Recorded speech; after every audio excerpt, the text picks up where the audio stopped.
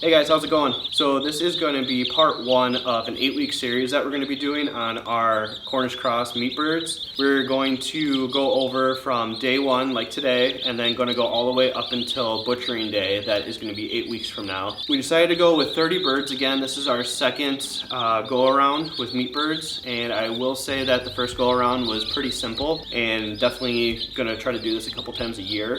Reason we went with Cornish cross is because you can grow these full to mature for butchering at 8 weeks, where if you went with dual purpose breed or different meat breed, you will be looking at more of like a 16-week range to even get up to close to the weight that these guys can get at 8 weeks. We weren't too worried about weight on the first birds because those were just for the family, so bigger the better. It's feeding 4 of us right now, going to be 5 probably this winter. So these birds are going to be for selling or for other extended family.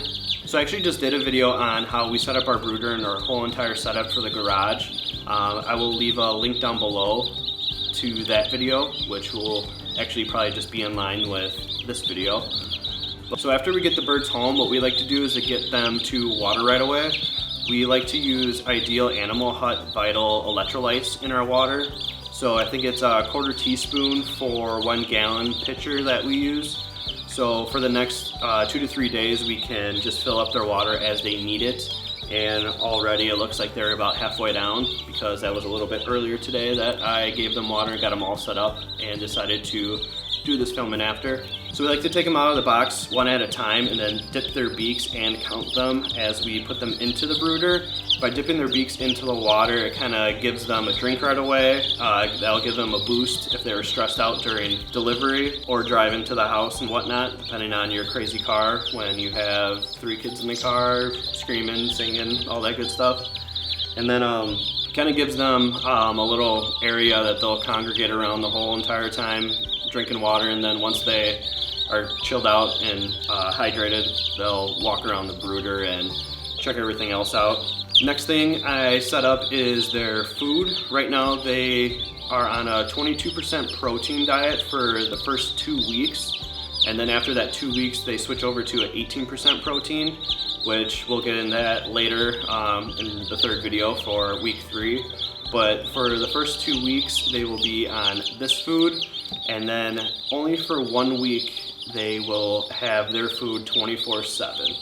Once that 2-week mark hits, we switch them onto a schedule of 12 hours on, 12 hours off, because like I said, with these birds growing full size, ready for butchering at 8 weeks, they grow super, super fast, where within a couple days you're not even going to recognize these chicks looking like chicks. They're going to be having new white feathers, and they're going to be way bigger, and you're going to be really surprised on how fast these grow. For feed, we just go to a local co-op where we actually get our chicks also. They mix their own feed, or you can buy name brand there, but we like to support them and get their own mixed feed. There's actually a Merton Feed Company out here in southeast Wisconsin, so definitely check them out. They're the best in the area, and we drive 40 minutes just to go there.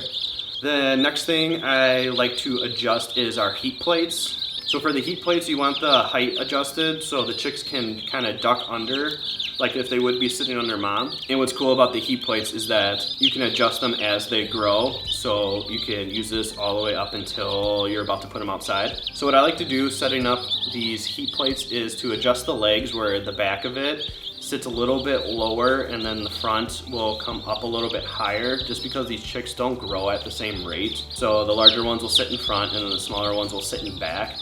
And then depending on how many chicks you're getting, you might have to get more than 1 heat plate, or you can actually just get a huge one that is, I think, about 2 foot or 3 foot wide, and that holds up to, I think, 40 birds, 50 birds, something like that. But under there, this will get them to about 88 degrees. I know you're supposed to get it hotter to in the 90s, but it's beginning of summer here, and it might get too hot in here in the garage, so we'll end up having the door open during the day. But once they're cold, they'll go under there and they'll be nice and toasty. So something that's extra that you don't need that I talked about in our brooder setup video is a Nest Cam right here. I just like to keep an eye on the animals, especially if we have a heat lamp out here, if it's winter time, I'll actually set up a heat lamp on the edges to kind of heat up the air around it. It won't get 90 degrees in this area where the heating plates are, but it'll get them at least nice and warm where they're not gonna be freezing or getting sick. It came in really handy this winter when we got our first batch of birds. So what's cool about the camera is I can just look it up on my phone, and I actually have all of our electronics, all of our heating plates, our cameras, heating lamps, everything hooked up to one power strip. So if anything trips, this camera will shut off and I will get a notification right away to my phone that camera got disconnected. So I know that the chicks might be out without heat and I can tend to them rather than finding out a couple hours later that they didn't have heat, and if say this was wintertime or springtime. So that's what I really like about the camera, is that I just kind of get that notification if anything's wrong. Then for the first day, what I like to do, normally I wouldn't be sitting here talking in front of all the birds. What I normally like to do is get them all set up, and then I like to leave them alone. Basically try to have them de-stress, drink their water, eat, kind of get used to their surroundings and their living area. Springtime, we don't have the garage door open, so I mean they're gonna get freaked out every time I open and close it, but they'll get used to that. But yeah, first day I don't let the kids come out here besides saying hi to them and see us put them in. I just like to let them chill and relax. So since I'm out here now, I'll probably let them be till tomorrow when I just check food and water, and then let them be throughout the whole day.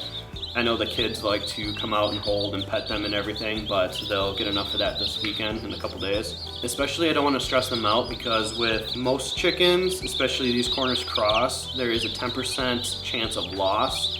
So we got 30 birds, there's a chance we'll lose 3 of them. Last batch we lost 2, one of them being my fault because I put them out just a tad too early this spring when we got a random snowstorm here in Wisconsin a month later than we're supposed to. But that's Wisconsin weather for you, and I kind of screwed myself on that one. A couple other factors you have to think of is weather and heat. In the garage here, it will get pretty stagnant. I really don't have a draft coming through here, especially if I close the garage door. I'll have to put a fan in here somewhere to kind of circulate some air, not going right into here because I really don't want a draft, but try to get some of this air moving in here and hopefully cool it down if it gets too hot in here. What's nice is you put the heating element on one end and then you have your cool side over here. So if the chicks get too cold, they'll go over to their heat side, and then if they get too warm, they can venture around the brooder. One thing you might want to consider that I probably should have put in the brooder video is to round out these corners, because say if these chicks got too cold in their brooder, they might huddle into a corner and they might actually suffocate some of the chicks that are pushed up into the corner. So if you put something in here, some plastic or some sort of maybe like nylon or some sort of laminate to round out this edge, they'll be able to escape out one of the ways, left or right. So yeah, that's about it for week 1. Trying to think if there's anything else. They're very simple to take care of. Check on the water multiple times a day. Check on the food multiple times a day, especially going into week 2 where they're going to be eating a ton and you're going to catch yourself filling up their food and water multiple times a day, rather than your egg layers who you might be filling up the water once a day or feeding them once a day, but they will start crushing this water and food. Yeah, they're pretty cute. They're just chilling. Oh, something else that's pretty exciting is I'm gonna have a separate video on this, our egg layers. So we have a rooster who has been mating with our egg layers, and we decided to let one hen who became broody sit on 5 eggs, and just today we had 4 babies hatch. So we will have a video on that. So be sure to go down and subscribe so you get a notification for that video, along with the other 7 videos that we're gonna have on our meat bird series. So yeah, thanks for watching. We would really appreciate it, and we'll see you next time.